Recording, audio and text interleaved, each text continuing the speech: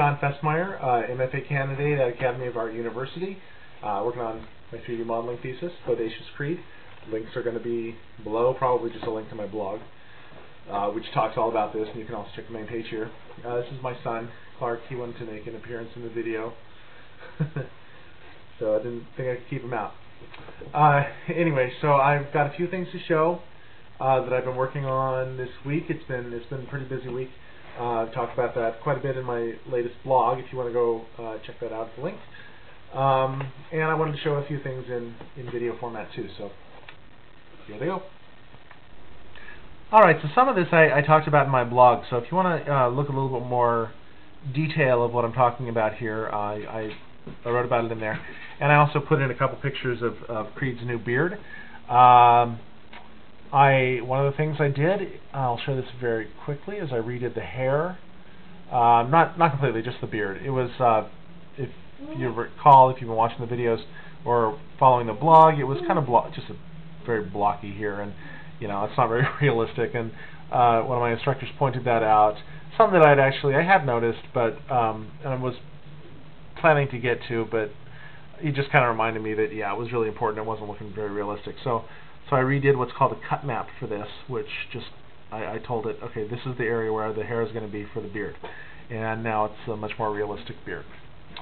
I'm going to do a playback here. For that playback, I'm going to actually turn the hair off. When I render all this out, I'll have the hair on, and I have a feeling it's going to be a long render when I get to the point of rendering out this animation when it's all done. But so I've been working on the animation here for my head sculpture class. I'm using a line from American Beauty with Kevin Spacey. I'll just go ahead and play what I've got so far. Basically, so far I've animated the head tilts with the neck and head, the eye movements, the eyebrows, the eyelids, and that's it so far. Next I'm going to get to opening and closing the jaw for the speech, and then actually doing the mouth shapes. I had a big problem with my blend shapes, but I got that fixed, and I talk about what was going on with that in my blog as well. But I'm really relieved that I have it fixed. Now I'm able to do this. What you're seeing here these are lights that I've had in for a while. I may change those for the final animation. I actually had set those up for just kind of still pictures of Creed, but the animation is going to be a little different. So we'll see. This here is the head control and jaw control. Over here you see the jaw and teeth. I separated out the teeth and tongue from the jaw so that I can move them separately, but it's very easy to say do jaw up, down, teeth up, down, and move them together. Or move them separately if say I have a blend shape in there that actually opens the jaw itself, then I can separately move the teeth down. So these are the head controls. These balls kind of poking out here are joints for the head, for the whole rigging system inside. And if I hide the head, you can see not only the eyes and teeth, but the whole the head rig here, which allows me to turn the head and open the jaw and whatnot. Okay, so I'm going to go ahead and play this so you can get an idea of what it's doing. Another thing I can do, and I've been doing it to look at it myself, is something called the Play Blast, which is a very quick rendering of this, just kind of as is, so that I can see in real time what it looks like. So this, when I play it back the way I'm going to do for this video, it's a bit choppy, but you'll get the idea. It's the weirdest thing. I feel like I've been in a coma for about 20 years, and I'm just now waking up. So yeah, that's that. So that's and next is going to be the jaw and mouth. So and then I'm not quite sure what I'm supposed to do after that for the animation, but I'll find out. Probably polishing up. I'm sure that I'll need to go through here and fix something here and there. Okay, so 1 second. Okay, back to the Creed model, the full body model. Here he is. One issue, and it actually had to do with just how the man modeling was posed in the photographs from 3DSK. He was sort of bent forward a little bit, and so in order, when I did the modeling of modeling here, I had him bent forward a little bit as well because I was matching that. Now that I've got it into ZBrush, I finally went ahead and straightened his pose out so that now the ear and shoulder are above the hip, which is that's really how people usually stand, and it's sort of default, more of a default pose. So I'm going to need to bring him up to a higher level of detail, and normally, as I understand, what I should do, and this is what I'm going to do on Anna Lynn, is I would bring him to a higher level than this and then put on the texture. But he's kind of a unique case, or a different case. He's going to be, this zombie guy. So I thought it would make a lot of sense, since I plan to texture all my models for my thesis as well, to do the texture and the details together. So I'm getting the basic texture of the guy, of the model on this model, and then I'm going to go ahead and zombify both the texture and the body together. But I can turn the texture off. I have it actually on here. I turned it off, which is one way to work on doing details, and it's also another way to just show everybody what the model looks like without the texture. Okay, and there's the texture as it's coming along. I'm getting everything blended in there nicely.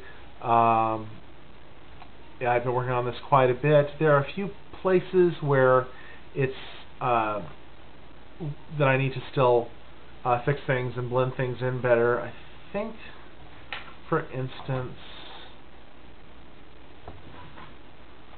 you can see here in the toes, that's something I need to work on. And there are various ways to do that. The bottom of the feet. In fact, I will show you something real quick here. Do I have this at the right size? Let's see.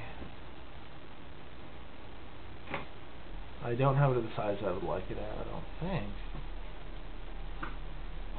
Maybe I do. I do. Okay. Basically what I do is I have this set up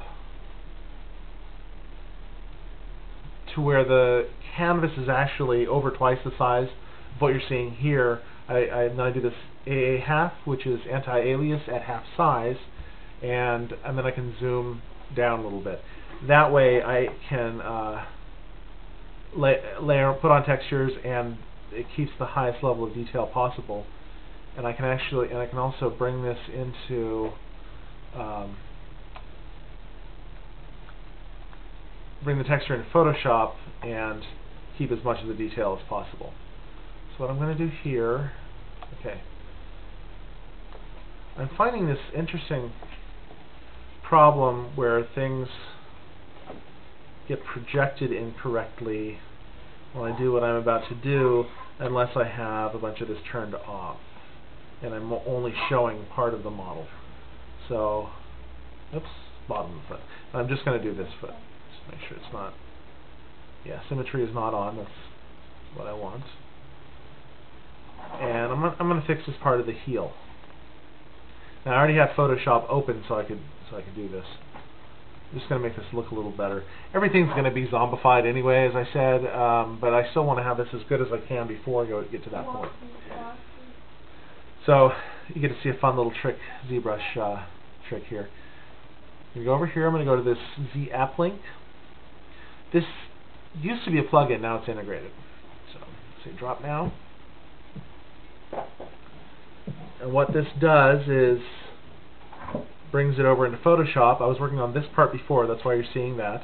So it's update. It shows me the bottom of the foot. Zoom in a little bit. And I'm going to go back to,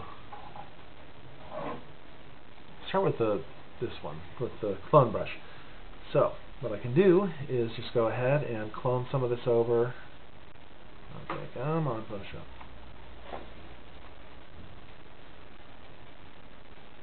That's a big, ugly kind of swatch there.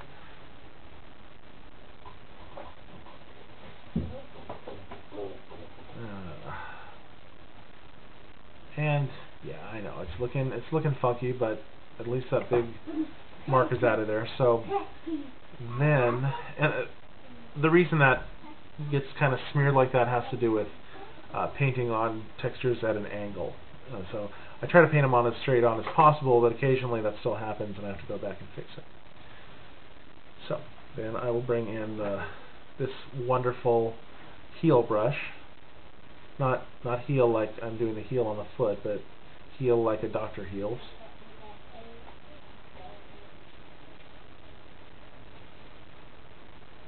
And that's better. I don't know why I'm getting that weird light effect up in here. Okay. Well, you know what? I'm going to work on this more later, but you get the idea that you can go into here and make corrections and fix things right in Photoshop. And of course, this is now a flat image. Well, I save it, go back over to ZBrush, I say re-enter ZBrush, and it puts the texture, new texture right in there. It actually looks better inside than. Okay, and I say then in Photoshop. Anyway, so I say pick up now, because what ZBrush has done is it's flattened this and projected it down. Now it's going to project this onto the model.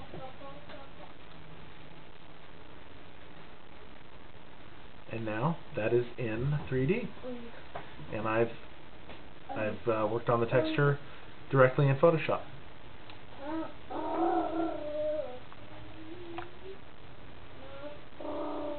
So that's part of the process I've been going through for that. Looks like I need to get the beard too and various things.